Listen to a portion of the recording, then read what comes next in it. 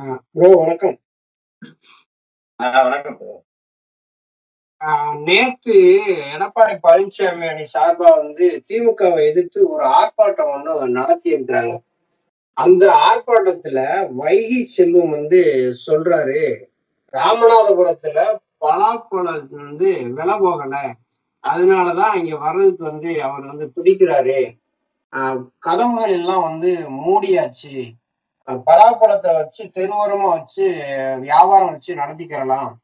அந்த அம்மாவுக்கும் இங்க வேலை இல்ல அப்படின்னு சொல்லி வைகை செல்வம் பேசி இருக்கிறாரு.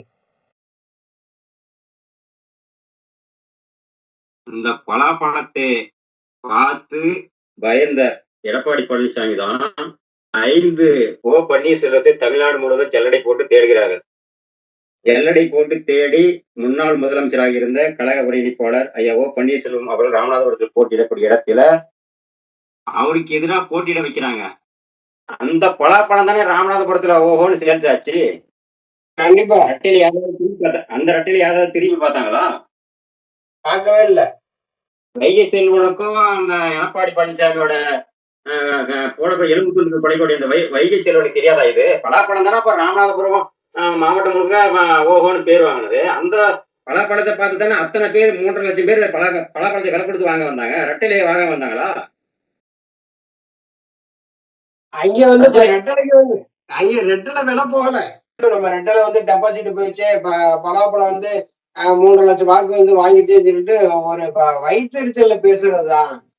ஆமா, பலாப்பழத்தை இந்த ராமநாதபுரம் மாவட்டத்தில் இருக்கக்கூடிய 15 லட்சம் வாக்காளர் பெருமக்களும் இந்தியா முழுவதும், அதுவும் சொல்ல போனா உலகம் முழுவதும் தமிழர்கள் எங்க இருக்கிறாங்களோ அனைத்து இந்திய அண்ணா திராவிட முன்னேற்ற கழகத்தின் மீது யாரெல்லாம் பற்று கொண்டாலும் அத்தனை பேருமே சமூக வலைதளத்துல பலாப்பழம் தான் கழக ஒருங்கிணைப்பாளர் ஐயா பன்னீர்செல்வத்துடைய சின்னம், எதற்கு வாக்களிங்கன்னு சொல்லி வாக்கு கேட்டாங்க. எல்லாரும் அதை ஏற்றுக்கிட்டாங்க. அங்கதானே 3 லட்சம் ஓட்டு போட்டாங்க. ரெட்டையில யாருமே அங்க விலை கொடுத்து வாங்குறதுக்கு யாரும் இந்த ஏலத்துல யாரும் வர தயாரா இல்லையே. இது செல்லாத ரெட்டையா போச்சு. எடப்பாடி பழனிசாமி போனதுனால இது எதற்கும் பயன்படாத ரெட்டையிலையா போச்சு.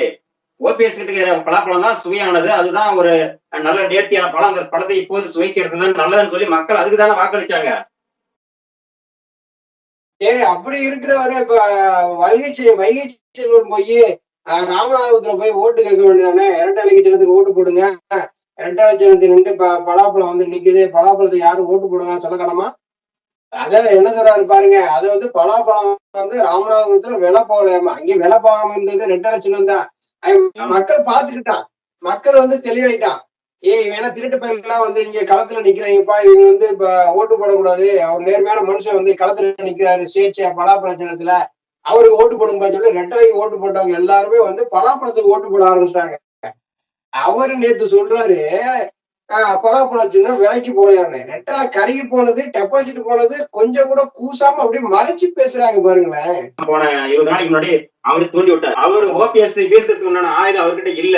அவர் ஏதோ வளர்னாரு, கருவாடு மீனாகாது, கறந்தப்பால் மடி போகாதுனால சமூக வலைதளத்துல மிகப்பெரிய கடுமையான எதிர்ப்பு வந்தோடனே அவர் ஓடி ஒழிஞ்சிட்டார். அடுத்து ராஜன் செல்லப்பா கூப்பிட்டாங்க. அவர்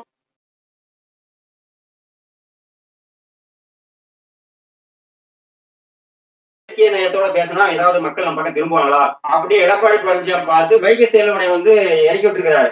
அது வைகை செல்வனை எதுக்கு இறக்கி விட்டாங்க? திமுகவை எதிர்த்து நீங்க மின்சார கட்டண உயர்வு, அந்த கட்டண உயர்வுன்னு சொல்லி ஆர்ப்பாட்டம் பண்ணிட்டு இருக்கீங்க. அப்ப நீங்க திமுக பத்தி விமர்சனம் பண்ணணுமா?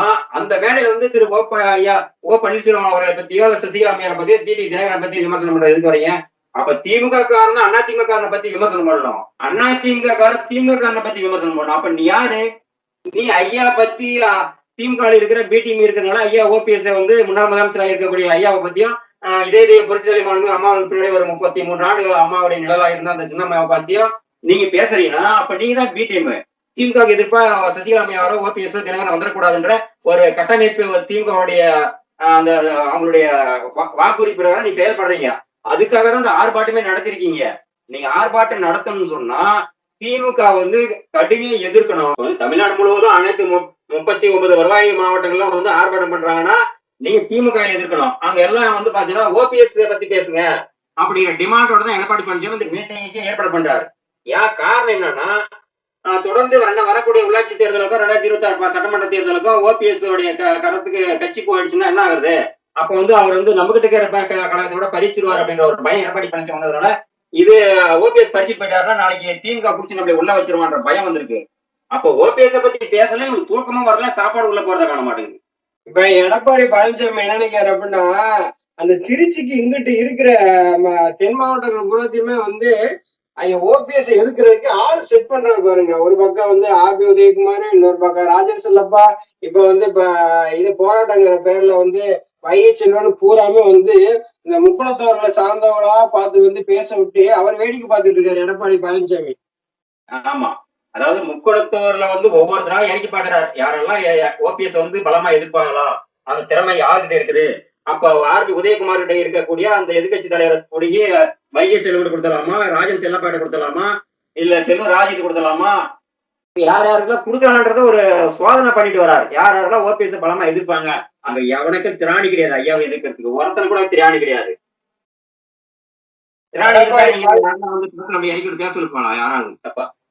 எடப்பாடி பழனிசாமி கிட்ட இருக்கிற வரைக்கும் அந்த இரட்டலைக்கான மரியாதை கிடைக்கவே கிடைக்காது. இப்ப எம்ஜிஆர் கையில வச்சிருந்தாரு, புரட்சி தலைவி அம்மா கையில வச்சிருந்தாங்க, ஐயா வந்து கையில வச்சிருந்தாங்க, ரெட்டலை வந்து காமிச்சாங்க, மக்கள் வந்து ஓட்டு போட்டாங்க. எடப்பாடி பழனிசாமியே நம்பல, மக்கள் வந்து நம்பல. அதனாலதான் வந்து இரட்டையும் சேர்ந்து வந்து புறக்கணிக்க வேண்டிய சூழலை வந்து ஏற்படுது. இதையெல்லாம் எடப்பாடி பழனிசாமி உணரவே மாட்டாரு.